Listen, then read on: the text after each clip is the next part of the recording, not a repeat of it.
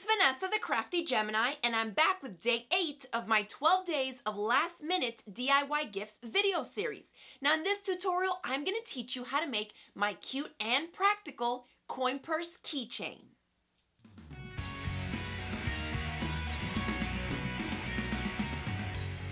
This project is going to be another quick and easy make because it features a zipper installation technique that's no fuss and very straightforward. This is actually how I teach zipper pouches to the young children I teach in my sewing classes. So we added a loop and a key ring and turned it into a fun and practical project that you can pretty much make for anyone. Now let's go over the supplies and materials you'll need so we can jump right into making my coin purse keychain.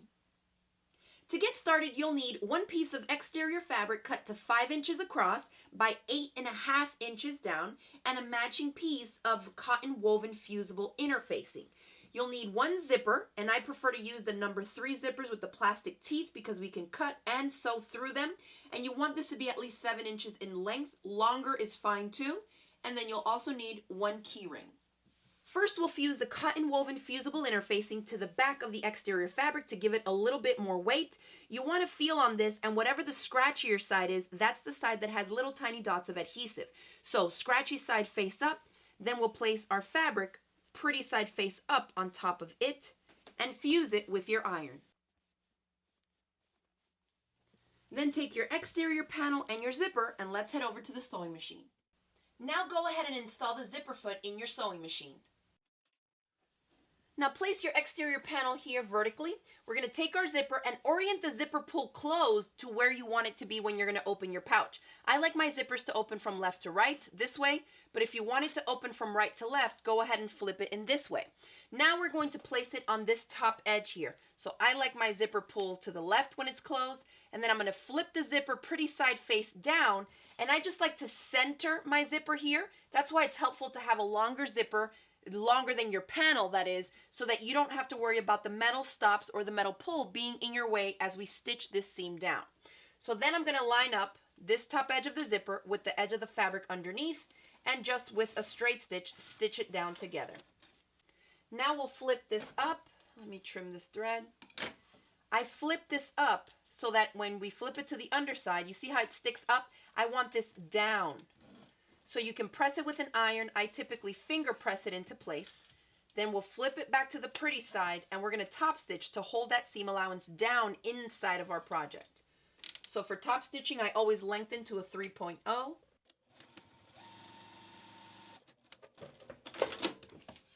And one side of the zipper is attached. Now we'll bring the bottom edge up onto this top edge of the zipper to line up. Also make sure that you're lined up on the sides here. You don't want to be off. And we'll repeat the process of stitching this edge of the fabric to the zipper. Back to 2.0 to stitch it down. Now we'll reach in here and open this zipper so we can do the top stitching step. And it's on this side. You see how the seam is up? I want to press this down and into the pouch to top stitch it.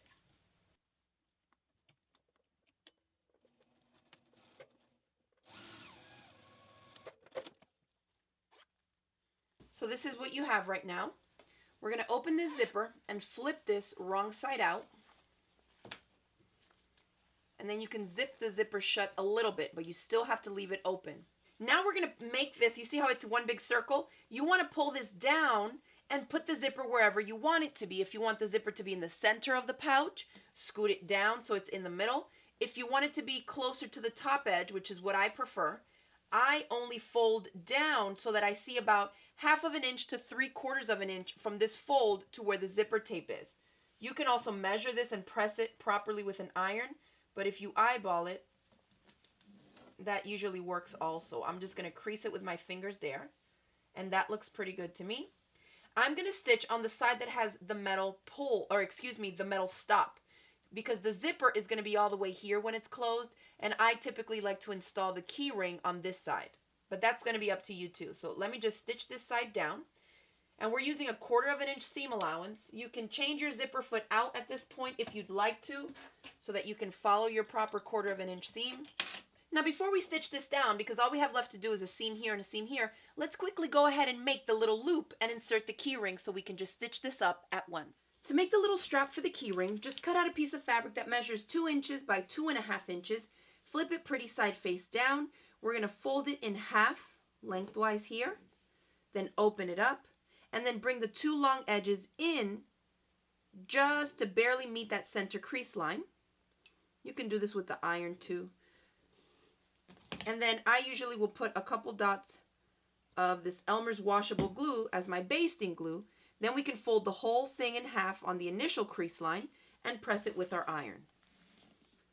A hot dry iron will set the glue in place, and there's our strap. Now we'll head over to the sewing machine and top stitch along both long edges to secure it in place.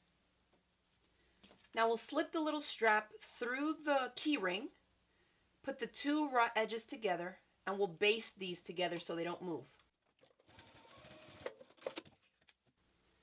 Now we'll go back to stitching this down. So we're going to use a 1/4 inch seam allowance, back stitching at the beginning and end. I like to back stitch a couple times right where the zipper teeth are. So that's one side. We'll flip it to the other side, and this is where we're going to insert our key ring. So if you want, you can go ahead and trim away the excess zipper tape so you can see through to the bottom layer of fabric. We'll take the key ring, insert it so that the key ring is going in towards the center of the little pouch, and we're just going to match up so that the raw edge of this strip, it's just past the edge of the exterior fabric, and that will help ensure that you catch all the layers and avoid getting little straps that are inserted like this at an angle and twisted, because sometimes it'll move on you if you think you have it flush. So I always extend it a little bit past, put the zipper teeth together, and carefully stitch down here, making sure to back stitch at the beginning and ends, and then also here where the zipper teeth are and where that little strap or the little band for the keyring connects. And go slow because it can get bulky.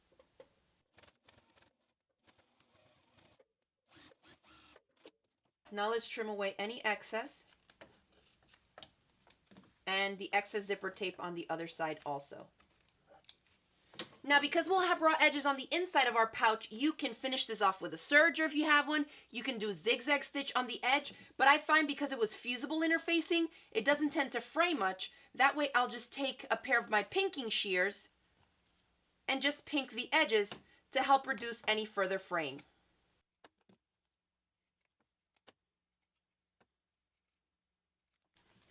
See why it's important to leave that zipper open? Now we'll flip this right side out and we'll give it a good press.